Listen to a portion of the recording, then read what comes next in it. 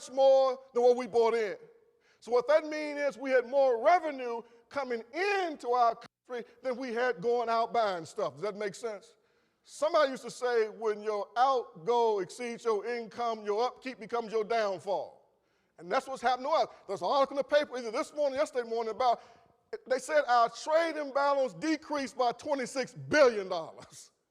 It decreased by that much in 1 month. That just simply means we had less money to buy stuff.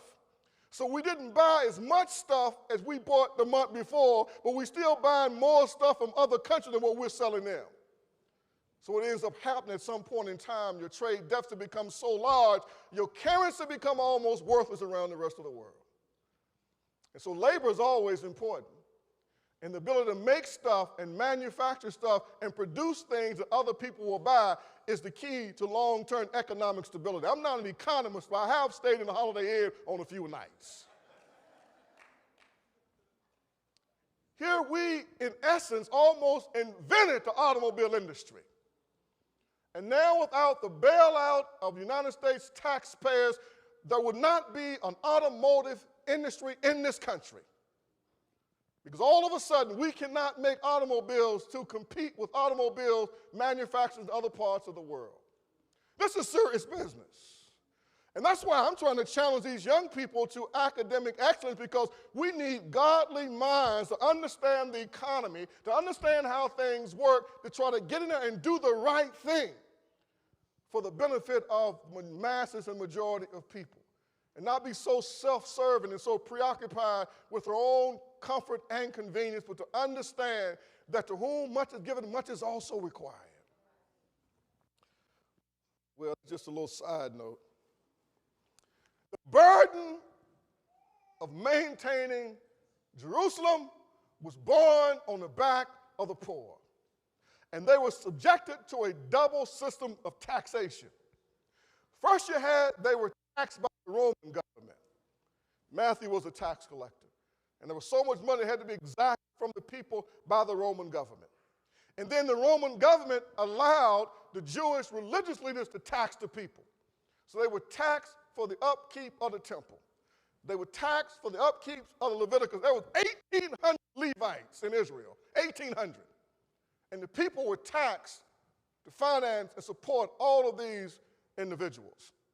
And then they had to be taxed as a part of the religious system of worship.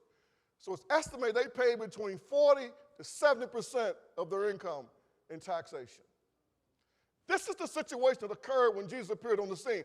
So when you hear Jesus speaking with such scathing terms against the religious leaders, it had nothing to do with their knowledge and understanding of the Bible. They knew the Bible clearly and succinctly. It had everything to do with their misuse of the Scripture and their misuse of their power at the expense of the most vulnerable people in the society.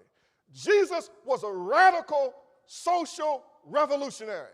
And you see it culminate here in Luke chapter 19. He had been teaching this stuff all along.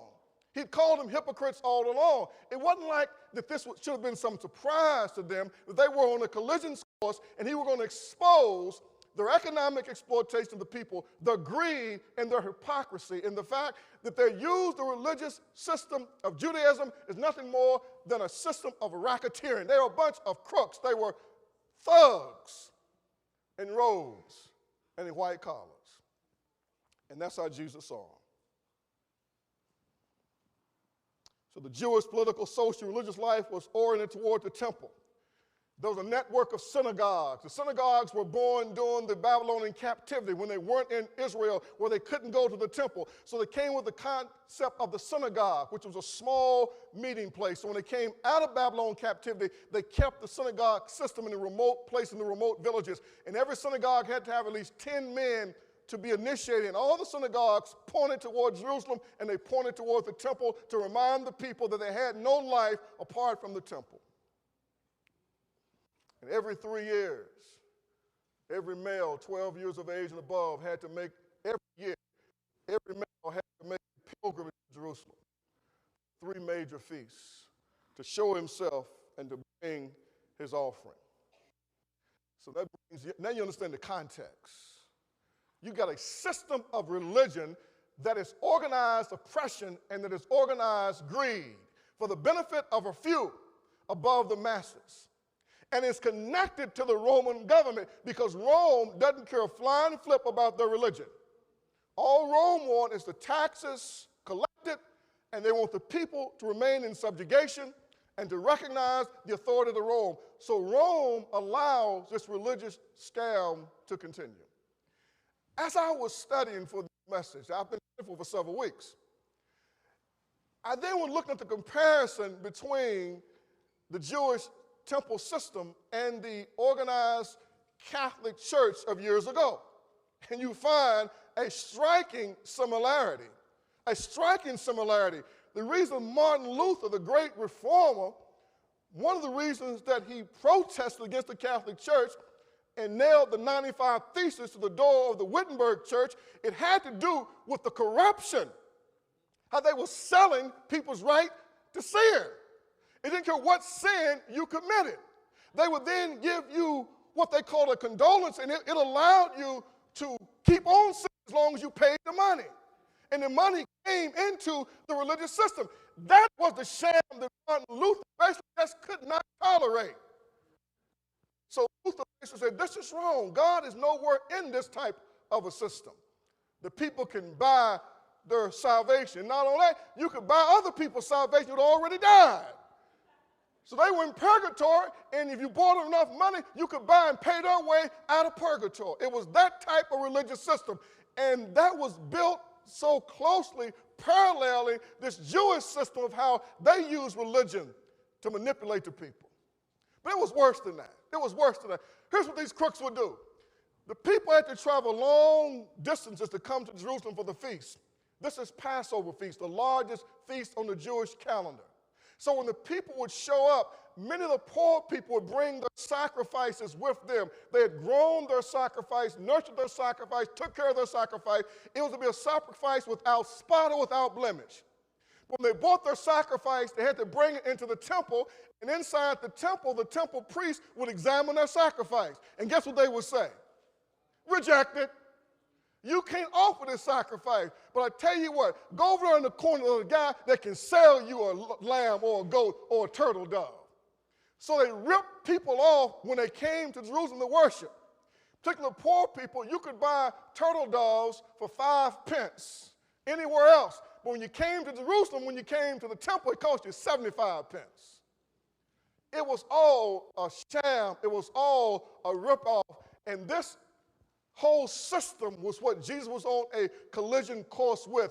And so when you see the antagonism and the resistance that the religious leaders have against Jesus, once they see his authority, his popularity with the people, it ain't had nothing to do with religion. It had everything to do with the fact that they knew that eventually he would expose them for who and for what they were.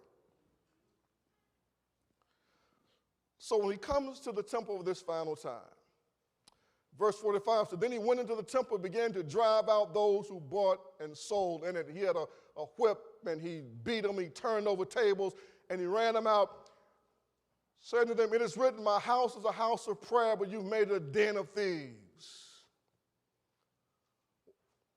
A hangout for a band of bandits. Now, why did Jesus call the temple a den of thieves or a cave of social bandits? First of all, I already touched on a couple of them. It was exploitation. Even the worshipers, they were exploiting them, making them pay high costs to change their money. There was a currency exchange. They at the temple would not take a coin as an offering that had an image on it. You had to convert it into a shekel, a Jewish currency that didn't have an image on it because they said, well, it's idolatrous, and all of Caesar's money had his image on it. Remember when Jesus says, render to Caesar that which is Caesar's, render to God that which is God. And so what they did was, to watch this, they told the people, you can't give your offering in the Roman money. They then made them convert their money, charged them an exorbitant conversion rate to convert it, took the same money they wouldn't accept as an offering and deposit in their accounts. And Jesus was infuriated by it. The high cost of exchange currency, the high cost to purchase animal sacrifices.